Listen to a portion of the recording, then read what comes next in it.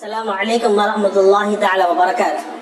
இஹ்ராம் அணிந்த பின் செய்யக்கூடாத 8 காரியங்கள், 8 விஷயங்கள். அதாவது இஹ்ராம் நம்ம ஹஜ்ஜுக்காக வேண்டி உம்ராக்காக வேண்டி இஹ்ராம் அணிந்து நியத் செஞ்சிட்டோம், ஹஜ்ஜுக்காக வேண்டியோ அல்லது உம்ராக்காக நியத் செஞ்சிட்டோம்.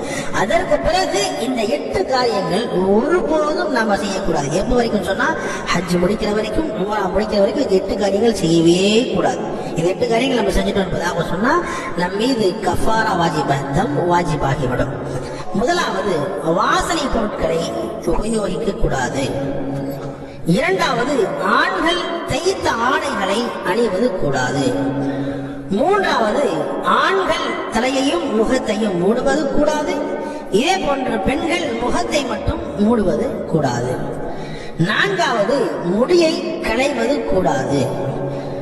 ஐந்தாவது, நகம் வெட்டுவது கூடாது. ஆறாவது, உடலுறவு கொள்வது கூடாது. ஏழாவது, திரைவாழ் உயிரினங்களை வேட்டையாடுவது கூடாது. எட்டாவது, ஷாஃபிஈ மذஹபின் படி திருமண ஒப்பந்தம் செய்வது கூடாது. எனவே இஹ்ராம் அணிந்ததற்கு பிறகு இந்த 8 காரியங்களை ஒருபோதும் செய்யக்கூடாது.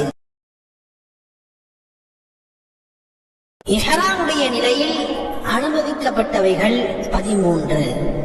அதாவது இஹ்ராம் நாம் கட்டியதற்கு பிறகும் இந்த விஷயங்கள் நாம் செய்து கொள்ளலாம். எதுவெல்லாம் செய்யக்கூடாதுன்றது முன்னால் நாம் பார்த்தோம். இப்ப இஹ்ராமுடைய நிலையில் அனுமதிக்கப்பட்ட விஷயங்கள் 13. முதலாவது, கடிகாரம் அணிவது. இரண்டாவது, இயர்போன் பயன்படுத்துவது, அதாவது துஆக்கள் கேட்பதற்காக வேண்டி. மூன்றாவது, மோதிரம் அணிவது. நான்காவது, குதிங்காலை மறைக்காத செருப்புகள் அணிவது. ஐந்தாவது, கண் கண்ணாடி அணிவது. ஆறாவது, பெல்ட் அணிவது.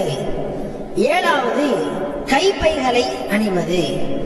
எட்டாவது, குடை பயன்படுத்துவது. 9வது, நிழல் கூடாரங்கள் அறைகளில் ஓய்வெடுப்பது. 10வது, உடைமைகளை தலையில் சுமப்பது. 11வது, காயங்களுக்கு மருந்திடுவது, காயங்களில் பட்டி கட்டுவது.